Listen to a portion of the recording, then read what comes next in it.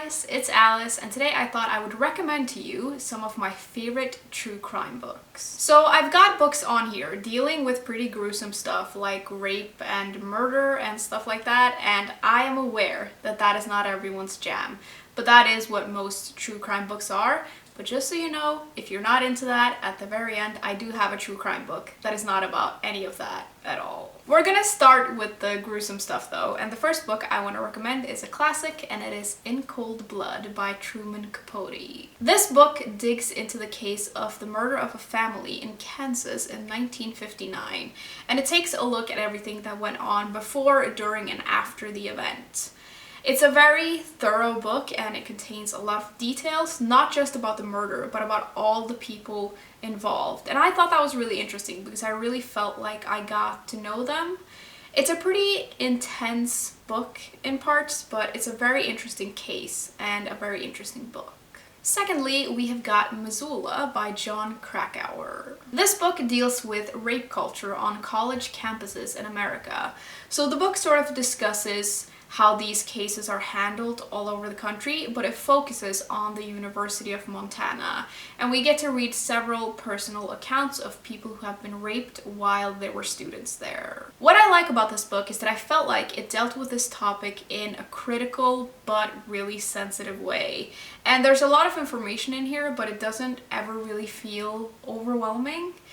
Reading some of these personal accounts are of course distressing, but by doing it, you sort of get to take a look at rape myths and culture, trauma, and how the law at these schools deal with this kind of stuff. Then we've got probably the creepiest book I'm gonna mention in this video, and it is I'll Be Gone in the Dark by Michelle McNamara. This takes a look at the Golden State Killer, who was a serial rapist and murderer who was active in California in the 70s and 80s.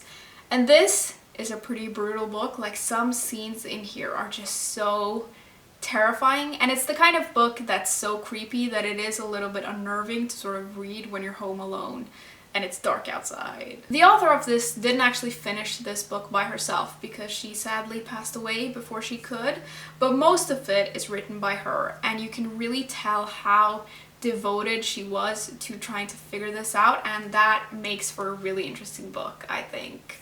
Also, they did catch the guy now, so that makes me feel a little better.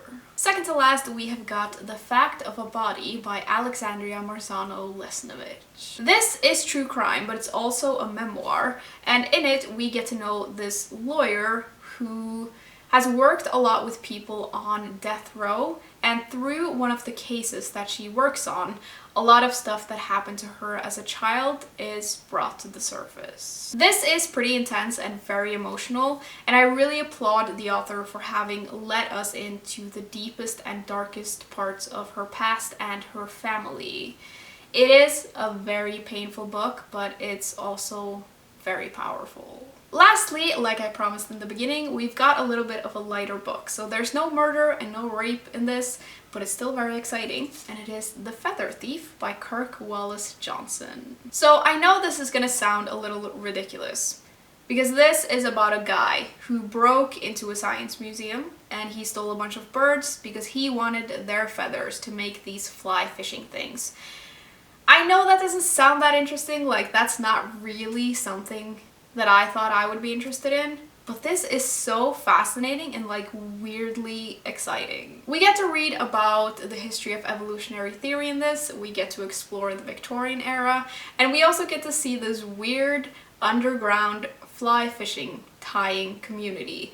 And I think out of all the books I've mentioned in this video, this is actually my favorite, even though that sounds so absurd. But I just thought this was so exciting, and it's just so much fun. Okay guys, those were all the books that I had to recommend for you today. I'd love to know what your favorite true crime book is and what it's about, and I'll see you soon. Bye!